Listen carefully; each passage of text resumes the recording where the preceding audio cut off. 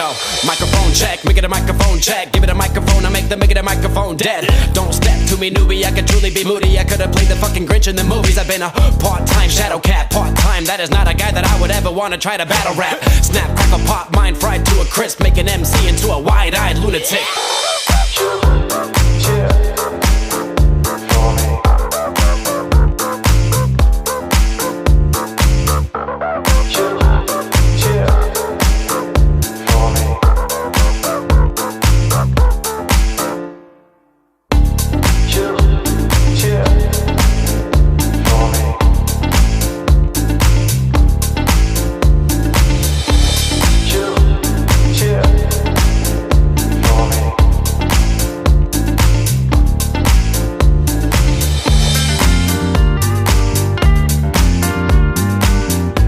Pues muy buenas tardes, amigos de México Libertario. Les damos la más cordial bienvenida a una nueva edición, la nueva temporada de nuestro webinario Más Innovación, Menos Regulación, el cual realizamos en conjunto con Somos Innovación, la red latinoamericana de la innovación, el cual, bueno, es una red muy importante que abarca diversos países de América Latina y cuyo objetivo es reflexionar sobre el proceso de innovación en la actividad empresarial y también en las políticas públicas. Iniciamos esta nueva temporada, la segunda, con un invitado que nos da mucho gusto tenerlo. Habíamos intentado esta entrevista desde hace tiempo, hasta ahorita pudimos empatar calendarios y nos da mucho gusto tener con nosotros a Nicolás Riquelme. Nicolás Riquelme es abogado, MBA, ha estudiado en Chile y en España, con especialidad en banca de inversión, y es además el presidente del directorio de Hayek Lab, un muy nuevo tanque de pensamiento chileno, el cual, bueno, se especializa en encontrar algunas soluciones útiles para los ciudadanos y mejores políticas públicas en ese país. Muy buenas tardes, Nicolás. Nos da mucho gusto tenerte con nosotros. Muchas gracias por la invitación. Estamos muy contentos de estar aquí también. Muchas gracias, Nicolás. Miren, la idea es básicamente, amigos, platicar sobre una propuesta que Hayek Labs acaba de desarrollar en relación a la mejora del sistema previsional chileno. Como la mayoría sabrá, Chile es el país pionero en la asignación privada de las pensiones, es decir, que sea el propio ciudadano el responsable de capitalizar su futura pensión y recibir los beneficios. Y no como sucede en muchos países, México hasta hace unos años, en donde el gobierno se quedaba con los recursos y finalmente venía entregando, pues pensiones raquíticas y casi siempre sujetas al arbitrio del político en turno y al clientelismo político que era muy dado. En el caso de Chile, bueno, pues ha habido una discusión muy viva sobre cómo mejorar este sistema y por eso es muy bueno que los chicos de Hayek Labs, bueno, pues hayan desarrollado esta importante iniciativa que además nos va a permitir, bueno, pues detonar una discusión mucho más amplia de este instrumento en América Latina, donde, bueno, pues hay tantos asegúnes. Algunos países han implementado este sistema, otros han tenido retrocesos muy lamentables. El caso de Argentina es paradigmático. Después de una época en donde hubo capitalización privada de las pensiones, bueno, pues el último gobierno de la señora Cristina Kirchner se quedó con todos los ahorros y los malbarató. Bueno, yo creo que esta es una muy buena oportunidad de discutir estos puntos y sobre todo reflejándonos en ese papel paradigmático que ha tenido Chile en la implementación de esta política, en la cual fue propuesta, bueno, pues por primera ocasión por José Piñera. Bien, Nicolás, muchas gracias y bueno, te escuchamos con mucha atención. Perfecto, voy a compartir pantalla. Perfecto. Entonces, un poco del punto de vista antecedente y sobre todo para los amigos de México que no deben estar tan en tanto conocimiento de cómo opera el sistema chileno, es importante que entiendan que el sistema chileno, que empezó en 1980, tiene como pilar fundamental el ahorro provisional individual. Es decir, la plata que cada persona o el dinero que cada persona capitaliza, lo capitaliza para sí mismo y no en un fondo común, que es lo normal en los países de corte más socialdemócrata o socialista, digamos, donde operan sistemas de reparto que tienen una forma de financiamiento de tipo Ponzi, es decir, donde los nuevos cotizantes tienen que ir pagándole a los jubilados en el futuro. Entonces en Chile un poco el sistema es distinto, cada persona cotiza para sí mismo y ese ahorro se va a una cuenta individual que administran entidades privadas que operan como administradoras generales de fondos, tal como operaría una corredora de bolsa o un fondo mutuo, y te permiten entonces tú alocar tus fondos en 5 tipos de fondos dependiendo del riesgo que tú quieras utilizar, estando el más riesgoso y el menos riesgoso. La idea de este sistema chileno era que la gente pudiera valerse por sus propias armas, digamos, y que fuera un sistema que era sustentable, a diferencia de los sistemas socialdemócratas, donde este impuesto que se va a un fondo común termina perdiéndose, y tenía por objeto que la gente lograra una pensión promedio equivalente al 70% de su cotización promedio. Ese era el objetivo ideal que se tuvo en mente al momento de crearse. ¿Ya? El problema y la razón por la que el sistema chileno está en discusión es que, uno, la esperanza de vida ha aumentado considerablemente en Chile y en el mundo. Eso tiene problemas en todos los sistemas. El primer problema es que entre más aumenta la esperanza de vida y entre menos natalidad hay, se hace más difícil de sostener un sistema de financiamiento en base a reparto. Es decir, entre más gente esté gozando de los beneficios y menos gente esté pagando los beneficios, se va a hacer más insostenible en el tiempo. Ya, a razón de eso, de ese incremento en la esperanza de vida y de crecimiento en la natalidad, muchos países han ido transformándose paulatinamente en sistemas mixtos, en los que hay un aporte privado, ya como Suecia, Holanda, Dinamarca o Estonia. Un poco el sistema chileno, si bien es reconocido como un sistema muy bueno a nivel mundial, principalmente porque es muy sostenible en el tiempo, ha tenido grandes críticas, principalmente porque la tasa de reemplazo, es decir, la pensión dividida, o sea, la pensión en comparación al sueldo promedio, resultó ser baja en la vida real, a diferencia de lo planificado.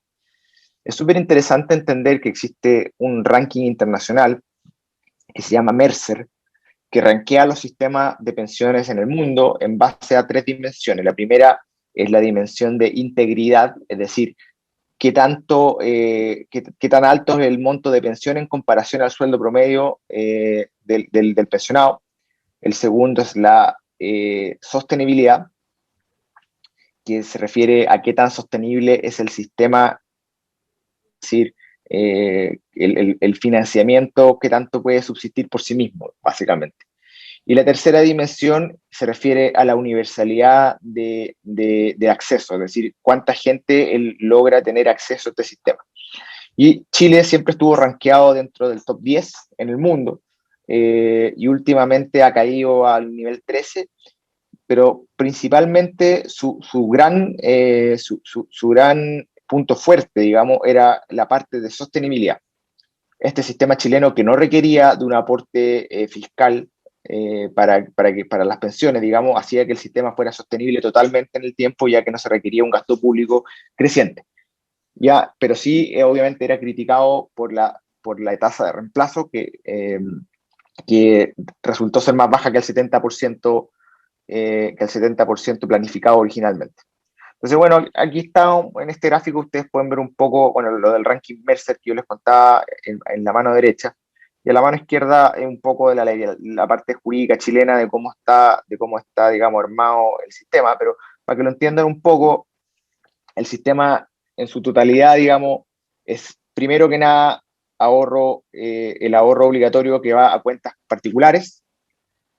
Después hay un ahorro voluntario, que es por sobre ese ahorro obligatorio, que también va a cuentas particulares. Y por último, hay un pilar solidario, que es lo que convierte el sistema chileno en un sistema mixto, para que no piensen que es un sistema 100% privado.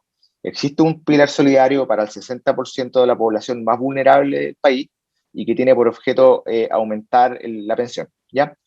Desde un punto de vista paramétrico, para que lo entiendan, en Chile el nivel de cotización que tiene que poner cada empleado es 10% de su sueldo bruto. Eso es lo que cada uno tiene que cotizar o tiene que ahorrar obligatoriamente por sí mismo y te lo descuentan del sueldo a fin de mes. Bueno, nosotros tenemos tres pilares, ¿ya? Que tienen que ver con nuestra propuesta para mejorar este sistema. Importante entender un poco por qué queremos mejorar este sistema también. La principal razón por la que queremos mejorar este sistema es porque ha tenido muchas críticas en base a las bajas pensiones que se entregan, pero es súper importante entender que esas bajas pensiones que se entregan no tienen que ver con el sistema en sí, sino con ciertas fallas de usuario que no fueron consideradas al momento de crearse. El gran problema que tiene Chile hoy día es que solamente el 15% de los pensionados lograron, de hecho, ahorrar durante los 35 o 40 años que era necesario para obtener las pensiones planificadas. La gran mayoría trabaja en negro, es decir, no cotiza, trabaja sin contrato o trabaja de manera no regular, o hace trampa, digamos, en el sentido de que gana un sueldo mayor al cual ellos tienen por contrato, es decir, ellos declaran que ganan 100 y por lo tanto ahorran sobre 100, pero en verdad ganan 200. Entonces hacen un poco, se auto hacen trampa a sí mismos. Y eso es la razón principal, digamos, la densidad de cotizaciones por las cuales el sistema chileno ha estado en tela de juicio dentro de Chile. Entonces nosotros hacemos una propuesta para modificar este sistema, ¿ya? Y esta propuesta se basa en tres pilares. El primer pilar es una reforma a las administradoras de fondos, a la entidad misma. El segundo pilar es un ajuste paramétrico a las medidas que se toman para considerar para el ahorro. Y la tercera medida es un aporte estatal, ¿ya? Eso es raro, nosotros somos, si bien somos una entidad, un think tank libertario, y por lo tanto minarquista. Si bien creemos que en el tema de las pensiones lamentablemente es uno de los temas donde tiene que haber una intrusión estatal. De lo contrario va a pasar lo que pasa en Chile, que tiene gente 30 o 40 años después destruyendo la ciudad, digamos, porque no tiene pensiones, porque nunca se preocupó de ahorrar por sí mismo. Entonces, esto es uno de los lugares donde nosotros lamentablemente creemos que tiene que haber un grado de intervención. ¿Ok? Entonces, primero vamos a hablar de los ajustes paramétricos. En Chile, el primer ajuste paramétrico que queremos hacer es, como te había comentado, el ahorro individual de cada persona es 10% del salario, y nosotros eso lo queremos aumentar a 16%. Ya eso ya se está discutiendo incluso hoy día en Chile, ese 6% extra.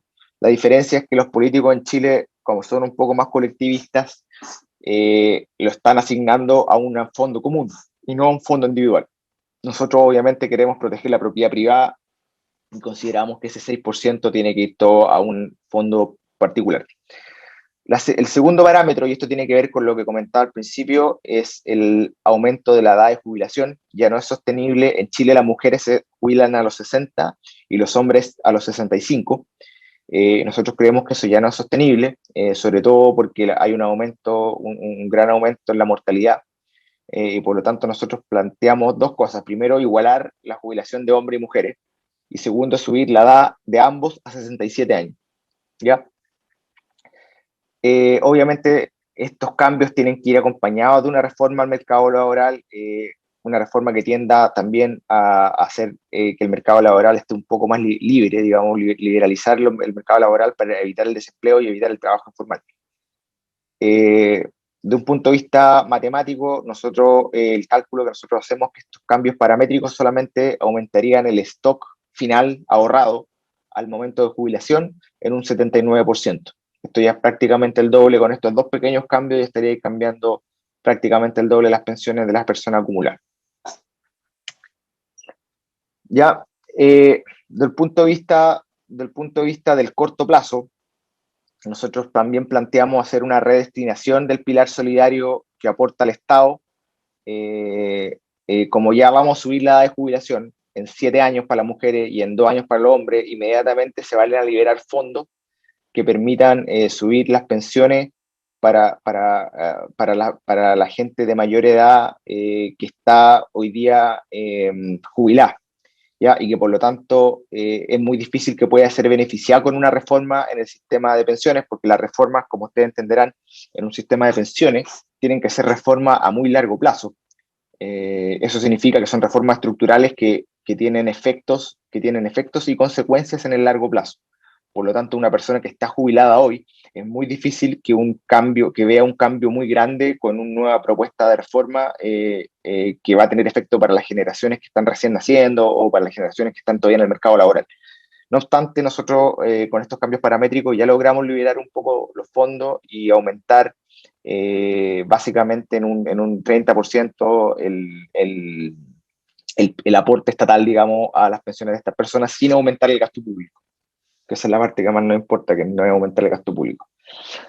Ahora, desde un punto de vista ya un poco más estructural, nuestro plan tiene un poco dos partes. La primera parte, que es la etapa definitiva del plan, y la etapa transitoria. La etapa transitoria, obviamente, tiene que ver con la transición. Y ustedes van a entender, una vez que le hable después de la parte final, por qué tiene que tener una etapa de transición. Pero la etapa de transición tiene por objeto un poco redestinar el gasto público, y en vez de que ese gasto público se le pague a la gente de una manera en valor presente, digamos, que el Estado le pague a la persona al momento de estar jubilado, nosotros consideramos que ese gasto estatal tiene que ser un gasto estatal antes de que la persona jubile, y que ese gasto estatal vaya a una cuenta de cotización individual, y que por lo tanto utilice el mismo mercado, el mercado bursátil, que es el que usa la administradora de fondos de pensiones, para obviamente incrementar el valor de ese ahorro al momento de la jubilación de la persona. En el gráfico de la derecha ustedes están poco viendo, pueden ver ahí cuánto es lo que en el stock de un jubilado importa la rentabilidad del mercado y cuánto es lo que importa el capital propio. En Chile se estima que alrededor de un 80% de todo lo que un jubilado tiene al momento de jubilar lo aportó la rentabilidad. Es decir, el capital que él mismo ahorra es solamente un 20% y siendo el 80% la rentabilidad del mercado. Por lo tanto, matemáticamente y financieramente hablando, lo mejor y lo más sabio es hacer que los aportes estatales renten lo antes posible. ¿Ok? Por lo tanto, nosotros proponemos pagarle un monto que son UF 0,5, una UF, una unidad especial protegida por inflación que tiene Chile, y que en este particular caso vendría a ser alrededor de 30 dólares, algo así, 30 dólares al mes, que vaya capitalizando el empleado a través de un aporte estatal. Ese sería el plan puramente transitorio, y es para la gente que ya está nacida, ¿ya? Y ustedes van a entender por qué ahora. Y es la razón por la cual nosotros pensamos que la solución a largo plazo es una solución que tiene por objeto que el Estado aporte, pero a las personas que están recién naciendo. Y por lo tanto necesitamos ese plan de transición para los que ya están nacidos, pero nuestro plan definitivo se llama capitalización solidaria al nacimiento y tiene por objeto un aporte estatal a la persona al momento de nacer. Y que ese aporte estatal se vaya a una cuenta individual y sea administrada por estas administradoras de fondos y por lo tanto goce de la rentabilidad del mercado, que en Chile ha sido alrededor en términos reales, ni siquiera nominales, de 6,9% histórico al año, ya que es tremendamente bueno, es básicamente lo mismo que el mercado de capitales. Entonces, nosotros pensamos que esta es la mejor solución. 50 UF, para que ustedes lo entiendan, son alrededor de 3,3 sueldos mínimos. en Chile, ¿ya? Son algo así como hoy día, a valor de hoy día, 2.500 dólares, que el Estado depositaría en una cuenta individual de la persona al nacer, y esa persona se quedaría con la rentabilidad de ese capital, y llegado los 25 años, que es la edad donde la persona en promedio empieza a capitalizar individualmente, le devolvería ese préstamo al Estado. Entonces es un préstamo, no es una donación estatal, ¿ya? ¿Y por qué es importante que sea un préstamo? Es importante porque eso es lo que vuelve este sistema a un sistema autosustentable. Es decir, cuando la persona a los 25 años devuelva al Estado ese aporte, va a permitir que esa devolución financie a la generación que sigue, y así sucesivamente. Entonces nosotros estimamos que a partir de las tasas de natalidad actuales, el costo estatal chileno para este programa serían 450 millones de dólares al año, hasta el año 25, donde se volvería autosustentable. Es muy importante entender que Chile hoy día, en el pilar solidario solamente, gasta alrededor de 2.000 millones de dólares, y que se estima que se van a doblar en 2 años. Y probablemente estarán al borde de 6.000 millones de dólares el 2025. Entonces, la verdad que es un ahorro sustancial a lo que hoy día el Estado hace. ¿Ok? También es muy importante entender aquí que un poco la proyección que nosotros hemos hecho es que la persona que cotice, que no se mienta a sí mismo y que cotice desde que empezó a trabajar hasta que se jubiló sin ninguna laguna, y haya gozado de este sistema, va a lograr tener un sueldo promedio de jubilación en un 50% superior al promedio del que él tuvo durante su época laboral, asumiendo que una sobrevida de 20 años. Es decir, si se jubila a los 67 y se muere a los 87, esos 20 años los podría vivir con más sueldo del que tuvo durante su vida laboral.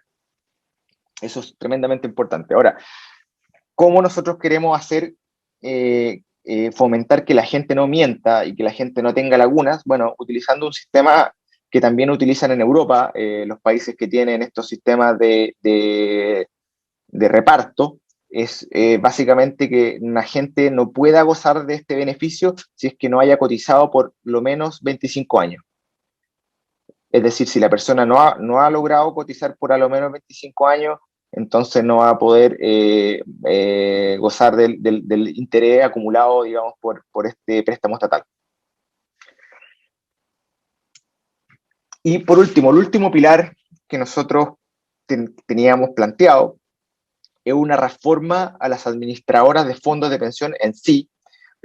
Como les contaba un poco, las administradoras de fondos de pensión son entidades privadas, que tienen un rol muy similar a la banca de inversión. A los que tengan, ustedes si tienen fondos mutuos, acciones, van a entender que son similares a Morgan Stanley o a los bancos clásicos, digamos.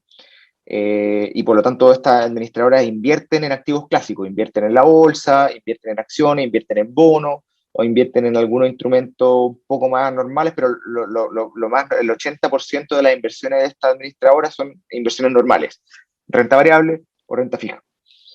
Ok, nosotros pensamos primero que lo más importante es flexibilizar las normas de inversión de estas administradoras.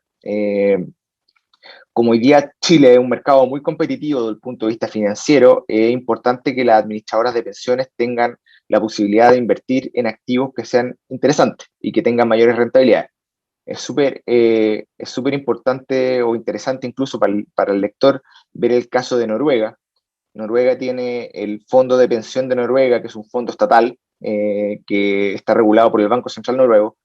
Es hoy día el mayor inversionista en las empresas mineras del mundo. Entonces, ellos tienen la flexibilidad de invertir en activos fuera de Noruega. Ya en Chile eso todavía está un poco regulado,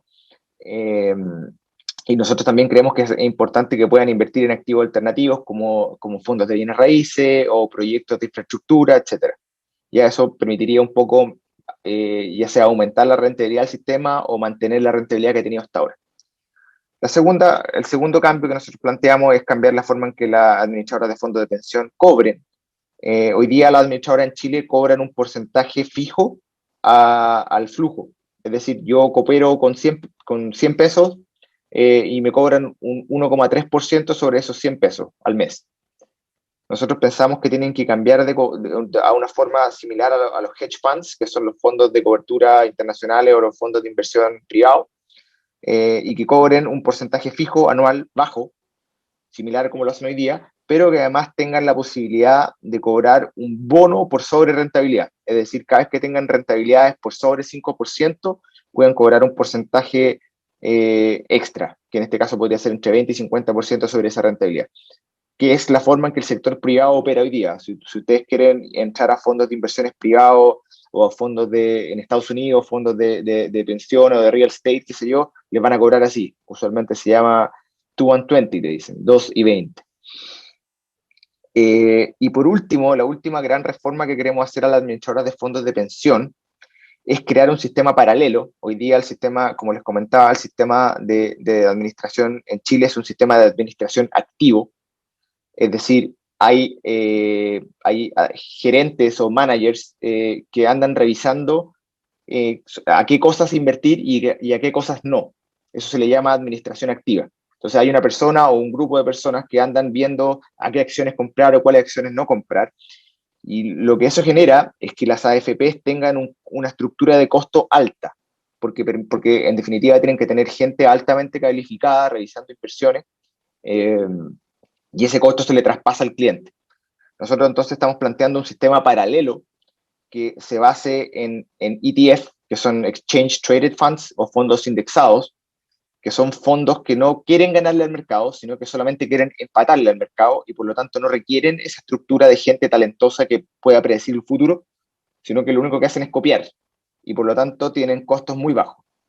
Vale la pena, nosotros pensamos que en el futuro la gente, en nuestra propuesta, nosotros creemos que la gente debe ser capaz de elegir entre el sistema de administración activo o el sistema de administración pasivo, pero en el futuro lo más probable es que la gente finalmente termine eligiendo el sistema de administración pasiva. Como se ha demostrado en el mundo financiero, la administración pasiva ha logrado prácticamente destruir la rentabilidad de los sistemas de administración activa, ha demostrado que están sobrevalorados. Incluso gente como Warren Buffett los últimos 10 años no ha podido ganarle a la administración pasiva. Entonces, creemos que el futuro va por allá. El costo anual, entonces, como nosotros le habíamos comentado, de todos los otros gastos que estamos considerando, ascendería a 6,2 billion, 6.200 millones de dólares.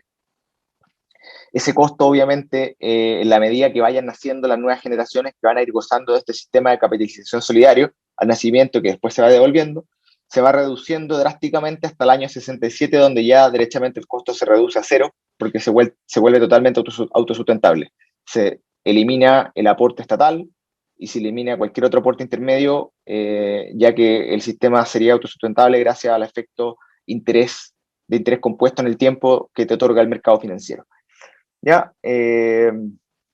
Y bueno, finalmente aquí estamos mostrando un poco cómo llegamos, qué gastos cortamos en Chile para llegar al financiamiento que necesitamos, pero eso ya no es tan relevante para ustedes, que no tienen que sufrir esta estructura de gasto estatal. Bueno, tendrán los mismos problemas, me imagino, en México. Y desde el punto de vista de conclusiones, Chile posee dentro de su sistema de pensiones que es reconocido internacionalmente por su sustentabilidad.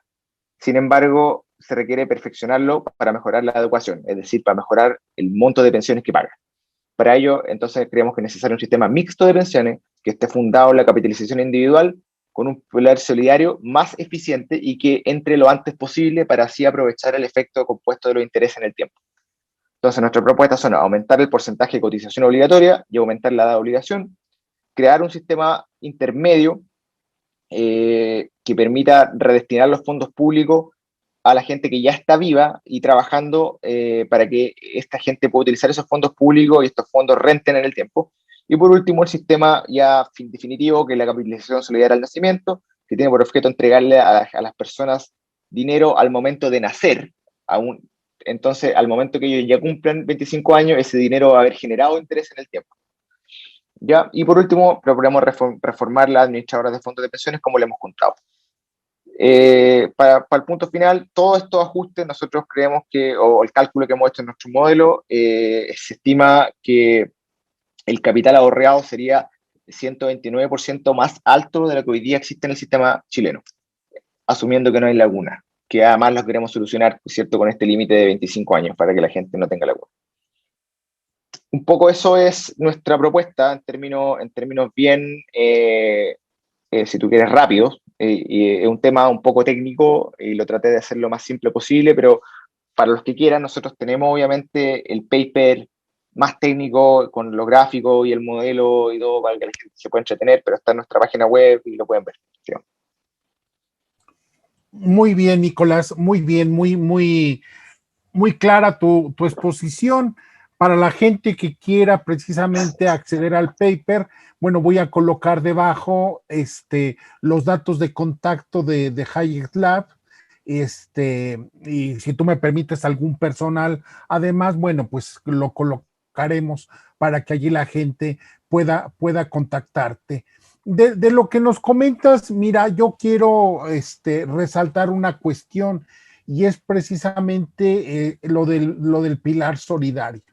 Aunque ciertamente se habla de esa intervención del Estado, a mí me parece una muy buena decisión por parte de ustedes el no dejar esos recursos a que el Estado los resguarde, los guarde y los administre, sino que se introduzcan en un sistema de mercado vía la bolsa de valores o algunas inversiones. A mí me parece que realmente es una buena decisión porque la experiencia en muchísimos países nos dice que el gobierno, cuando tiene recursos a la mano, no se tienta en minucias legales para quedarse con ellos. Tarde que temprano va a llegar a quedarse con esos recursos. Te cuento la experiencia de México. En México, durante los últimos años, 3 gobiernos estuvieron guardando una buena cantidad de recursos para blindar al país de choques petroleros. Durante 3 años estuvieron guardando una buena cantidad de recursos. Llegó este gobierno, se quedó, gastó en 3 años lo que se había acumulado en 18 años y como se le acabaron los recursos, bueno, pues empezó a buscar por debajo de las piedras y finalmente se quedó con recursos que no le correspondían a partir de fideicomisos, áreas de gasto ya comprometidas. Y bueno, pues en este sentido, ahorita es un gobierno que está viviendo al día de exprimir a los contribuyentes, pero que no es dable pronosticar que vaya a mantenerse la salud financiera de aquí al final del sexenio, porque ya se gastó todos los recursos habidos y por haber, aunque no fuera de ellos, se quedó con esos recursos, modificó la ley y me parece que esa decisión que ustedes establecen de establecer una administración por fuera del Estado, me parece que es algo muy interesante. ¿Qué nos podrías comentar, Nicolás, al respecto? Mira, a ver, es importante entender que el monto del aporte del pilar solidario, a diferencia de los otros montos que sí son aporte de la gente, el pilar solidario no es aporte de la gente, sino que es monto estatal. El problema del monto estatal es que, como tú bien dices, bueno, en este caso no se lo estarían robando porque es de ellos, pero lo que sí hacen los estados, y sobre todo hoy día en el COVID lo hemos visto, es que los estados gastan o emiten ya sea deuda o masa monetaria irresponsablemente, y en definitiva entonces se financian a costa de inflación y a costa de aumentar la masa monetaria, que en definitiva es un impuesto indirecto a los ahorros de la gente. Entonces, eso es un gasto absolutamente que inmoral, pero aparte de ser inmoral es un gasto que además es ineficiente, porque tú entenderás que pasarle a la gente 200 pesos hoy a valor presente es mucho peor que pasarle a la gente 10 pesos 40 años atrás, y ir metiéndole 10 pesos todos los años, porque esos 10 pesos años atrás se elevan por la tasa de interés que renta el sistema. Entonces, efectivamente, la gran diferencia que hace esta redestinación del ahorro del pilar solidario, digamos, del aporte del pilar solidario, es que esta plata o este dinero logra beneficiarse del efecto de los intereses compuestos. Cuando hablo de los intereses compuestos, para que la gente entienda un poco, en términos, en el mercado financiero nosotros hablamos de que la rentabilidad de las cosas se elevan, ¿cierto? Yo el primer año tengo 10 pesos y tengo 10% de interés, entonces el año siguiente tengo 11. Pero si ese año tengo 10% de interés de nuevo, ese 10% ya no es sobre 10, sino es sobre 11. A eso se le llama interés compuesto. ¿Ya? Entonces se elevan, no se multiplican. Y eso es lo que nosotros queremos capturar, ¿ya? Queremos primero capturar la rentabilidad y además evitar un poco la inflación, que uno de los grandes problemas que van a quejar a la civilización a partir del 2020, que empezó todo el tema del COVID. Vamos a vivir en una era de hiperinflación, entonces, entre más lo reguardamos, mejor todavía. Así es, Nicolás. Vienen épocas difíciles en materia de inflación y mejor estar preparado para ello. Una cuestión, Nicolás, a mí me llama la atención, bueno, es obvio que el esquema de administración privada de las pensiones, bueno, siempre va a generar críticas, comentarios, quizás hasta desconfianza, es natural. Pero a mí me sorprende que, bueno, el que el Estado se quede con esos recursos en el anterior sistema no haya generado tantos resquemores ni tantas desconfianzas, cuando a la vista sus resultados han sido realmente lamentables. En tal sentido, yo quiero preguntarte, Nicolás, ¿cuáles las principales críticas que se hacen, aparte, claro, de la baja de pensión, pero eso es algo que se arregla de alguna manera con políticas públicas? ¿Cuáles las principales críticas que se le hacen al sistema chileno y que, bueno, finalmente de alguna manera tuvieron que ver en la situación que actualmente vive Chile con un constituyente que quién sabe a dónde va? Sí, mira, bueno, es importante entender que hoy día estamos viviendo una marxistación a nivel mundial, digamos. Entonces, la gente critica cosas que un poco no entiende. Y una de las grandes cosas que le han criticado al sistema chileno, primero, es que las administradoras de fondos de pensión invierten en el sistema bursátil. Entonces, en general, el marxista lleva esto a una especie de lucha de clases, es decir, están invirtiendo nuestros ahorros en las empresas de los ricos o están prestándole nuestros ahorros a los ricos se quedan con la ventaja de nuestro ahorro y nosotros nos quedamos con pensiones indignas a costa de lo que ellos han ganado, en definitiva que ellos han ganado a costa nuestra. Esa es un poco la retórica de la lucha de clase que hoy día está de moda en todo el mundo, incluyendo Estados Unidos. Hoy día ya ni ellos se salvan. Eh, y eso la verdad que no hay forma, para serte franco, yo creo que, y eso lo podemos discutir en otro momento, pero no hay forma, digamos, de poder solucionar eso, aunque tú les muestres la verdad, aunque tú les expliques que no estás prestando, sino que estás invirtiendo y que deuda no es lo mismo que equity o que patrimonio.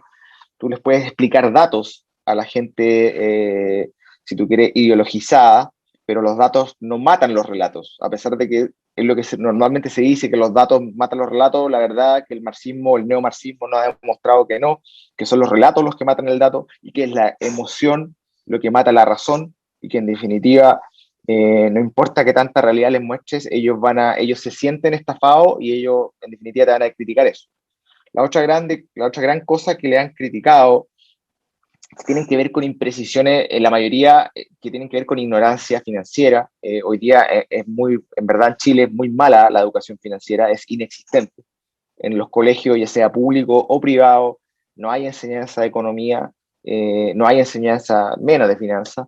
Entonces, la verdad es que la gente desconoce cómo opera el sistema financiero y por lo tanto la gente no entiende el sistema de las comisiones o van a decir, oye, nos están cobrando muy caro las comisiones y tú les puedes decir, oye, ok, pero la rentabilidad neta que te está llegando es 7% real, ni siquiera nominal. Eso es real después de inflación, digamos. Pero eso no lo entienden. O sea, tú le estás diciendo, oye, las administradoras están rentándote más que el mercado, más que un fondo mutuo que tú tomarías en un banco privado para ti, te están rentando más que eso, pero igual, no le importa porque son datos y los datos no importan, lo que importa es el relato. Y tal vez la última cosa que han criticado un poco del sistema chileno, más que nada, yo diría, quién lo hizo, digamos, ya es el problema.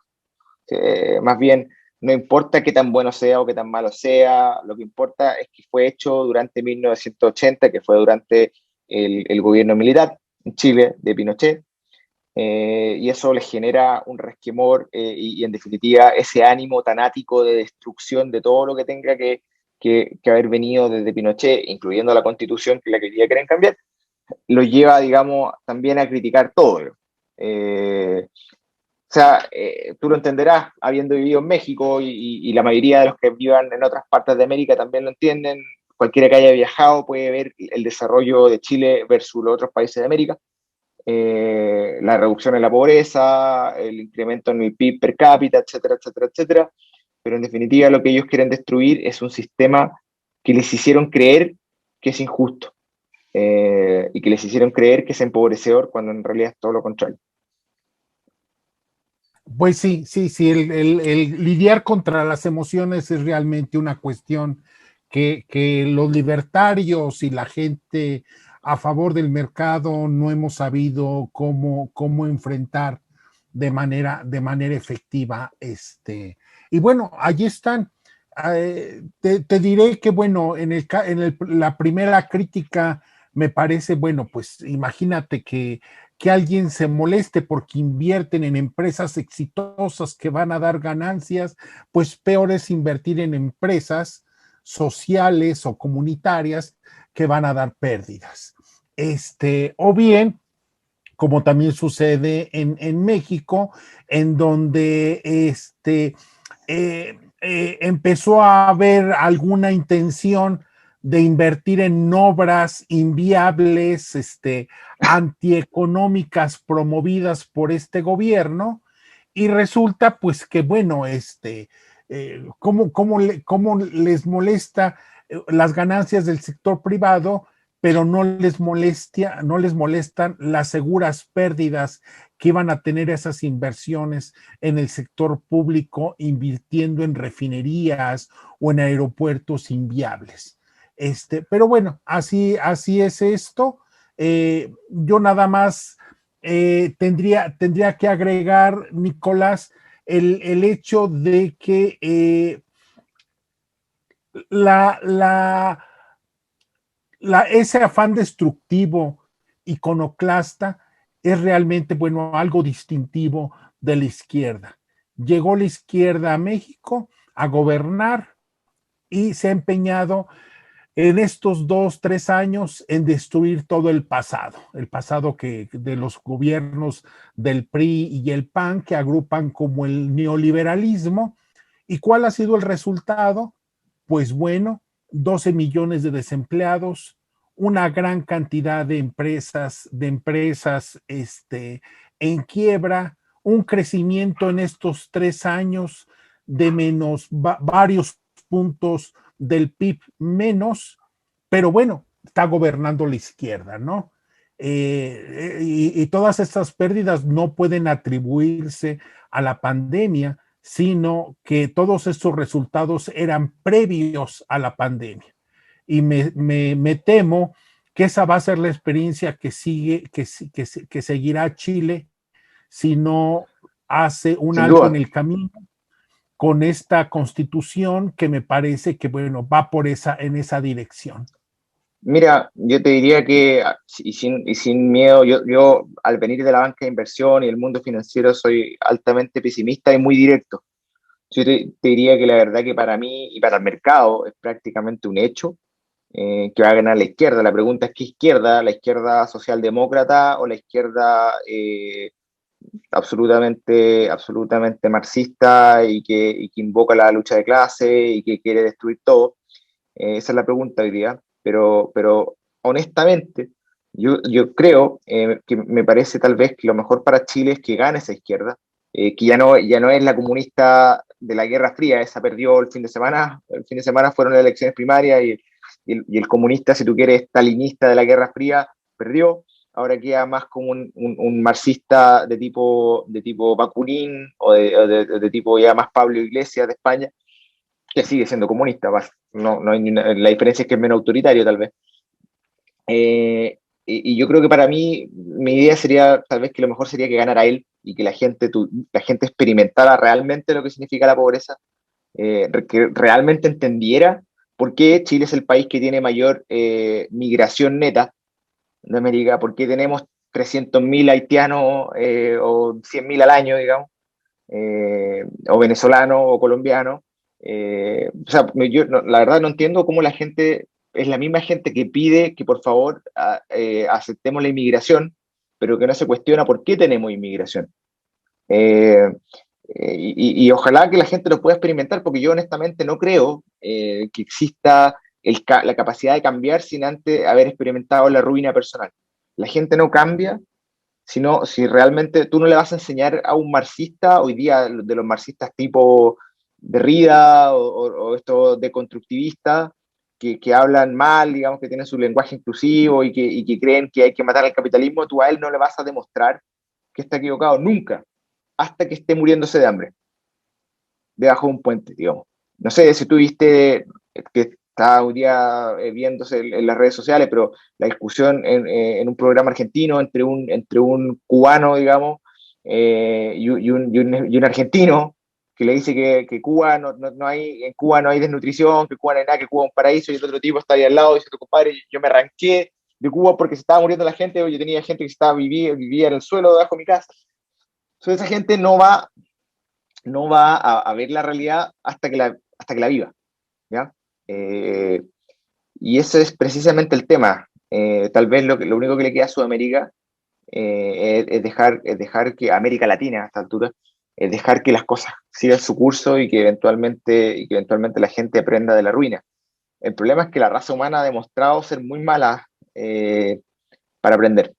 No sé cómo lo verás tú, pero yo no creo, yo no le veo una buena prognosis a América Latina en los próximos 50 años, me parece. Vamos a ver, la historia se reescribe todos los días, y sí, la verdad es que cuando uno dice mejor que la gente se entere en carne propia de los desastres que puede provocar esta izquierda, y que se les quite la tentación. La verdad es que lo mismo dijeron los mexicanos. Los mexicanos dijeron hace 3 años, pues ya le toca a la izquierda, no vamos a perder nada. Y la verdad es que el desastre en el país es tremendo. Cada día se ahonda más este desastre con un gobierno incompetente, y lo más probable es que la próxima elección presidencial también la gane la izquierda, el mismo partido. ¿Por qué? Pues porque se quedó con todos los recursos clientelares. Hacer clientelismo es muy fácil con dinero ajeno. Entonces se quedó con todos los recursos clientelares, con todos los recursos económicos, y se quedó además con todos los instrumentos del Estado de Derecho para amenazar a la oposición, amenazar a los políticos contrarios, a empresarios, a efecto de que pudieran conducirse bajo los lineamientos que ellos marcan. Si tú tienes un país en donde el Estado de Derecho no de por sí era cuestionable, y ahora se utiliza además como arma política, pues bueno, es muy probablemente que ese gobierno va a continuar en el tiempo. Entonces no es fácil, no es sencillo suponer que la gente va a reaccionar, pues porque el gobierno que está en el poder tiene muchos recursos a la mano para garantizar su continuidad. Pero volviendo al tema que nos reúne, Nicolás, ¿cuál ha sido la respuesta que han recibido a su propuesta? Yo quisiera hacerte esta última pregunta, perdón. Y bueno, nosotros nos esforzaremos por difundir lo más que se pueda esta propuesta, que me parece muy seria, muy aterrizada y realmente que da respuestas puntuales a inquietudes muy legítimas. Gracias. Mira, nosotros se la presentamos a políticos en Chile, se la presentamos a otros centros de estudio y la hemos presentado básicamente en todos los lugares donde los libertarios tenemos acceso, e incluso donde los libertarios usualmente no tendríamos acceso, que son con los conservadores, pero la hemos presentado en todos lados y ha tenido una buena recepción en general, a tal punto que un candidato básicamente propuso algo muy similar. Obviamente el candidato ahora perdió el domingo pasado, pero él propuso algo muy similar. Y este candidato era de centro derecha y después un partido de centro izquierda también propuso algo muy similar. ¿Ya? Lo que nos dice que es que gente que todavía entiende un poco el poder de la matemática y de la realidad, que no está viviendo en Narnia, digamos que está viviendo en la Tierra y que entiende un poco la realidad. Tal vez el problema que estamos viviendo hoy día es que el COVID ha hecho que los políticos vean a las pensiones de la gente como un gran botín, como un tesoro que está ahí para crear clientes, como tú bien dices. Entonces, de hecho, ya se han hecho repartos de ese stock de pensiones como bonos de consumo, es decir, el Estado permitió que se retirara hasta 30% de lo que la gente tenía ahorrado para usarlo durante emergencia COVID, que probablemente además va a seguir infinitamente. Entonces, la verdad que a esta altura en Chile creemos que por default vamos a perder. Honestamente creemos, lo más probable es que el sistema de pensiones chileno sea destruido, que los fondos que están ahí, en el mejor de los casos, se los van a devolver a la gente, que es lo menos probable, y en el peor de los casos se los van a robar los políticos. Eso es lo más probable. Lo ven ahí como un botín, son 200.000 millones de dólares, imagínate el botín para ellos. Tenemos a Cristina Kirchner hoy día que tiene casa en Seychelles, así que tal vez los políticos chilenos están mirando un poco para el otro lado de la cordillera y le está abriendo el apetito. Así que lo más probable es que eso es lo que vaya a pasar en Chile, para serte franco. Pero eso es mejor para ustedes, porque la verdad que nosotros no vamos a volver al sistema, o sea, Chile ya perdió el camino, no tenemos nada, pero ustedes no tienen nada que perder, o sea, el resto que no tiene este sistema perfectamente puede adoptarlo ahora, porque no tienen la crítica de lo que ya pasó. Entonces, me parece que es una oportunidad, y de hecho hemos tenido mayor recepción fuera de Chile, en España, Argentina y ahora en México, que dentro de Chile, porque son países donde esto realmente se puede aplicar, digamos. Sí, pues bueno, pues vamos a ver qué suerte tenemos, Nicolás. Pero sí, tienes toda la razón, realmente 200 millones de dólares es un monto muy apetecible para hacer mucha justicia social, entre comillas, ¿no? ¿Cómo la entienden los políticos de izquierda? Bueno, pues una justicia social que empieza por ellos y su familia, como también vemos reiterada y repetidamente en México y en otros países, como el caso de Cristina Kirchner que está señalando. Sí. Pues yo te agradezco mucho, Nicolás, gracias por tus amables palabras y la exposición muy sólida, muy completa. Esperemos que, bueno, que tengamos una buena recepción en la difusión. Yo sí llamaría un poquito de calma y de esfuerzo, porque bueno, como yo te insisto, cada día la historia se reescribe y bueno, nada está perdido de antemano. Ojalá Chile pueda retomar su camino, aunque bueno, está en una situación muy complicada, pero bueno, siempre ha sido Chile y los chilenos un ejemplo para el resto de Latinoamérica y no veo por qué pueda dejar de serlo en un futuro cercano. Muchas gracias, Nicolás. Estamos a tus órdenes. Muchas gracias por esta exposición. Y bueno, a nombre de México Libertario y de Somos Innovación, te agradecemos tu exposición y bueno, pues seguimos en comunicación deseándoles la mayor de la suerte. Gracias, Nicolás. Muchas gracias a ustedes por invitarnos. Los invitamos, obviamente, a revisar lo que ustedes quieran. Si nos quieren preguntar más, estamos abiertos a lo que ustedes deseen. Y lo mismo la gente que está mirando esto, si quiere hacernos preguntas o utilizar algo de nuestro material, por favor, siéntase libre. Y ojalá nos volvamos a encontrar, Víctor. Así será, Nicolás. Y bueno, pues quedamos en eso, y a todos nuestros amigos que nos están viendo, que tengan un muy buen fin de día, y nos seguimos viendo en los canales de México Libertario. Gracias a todos. Hasta luego.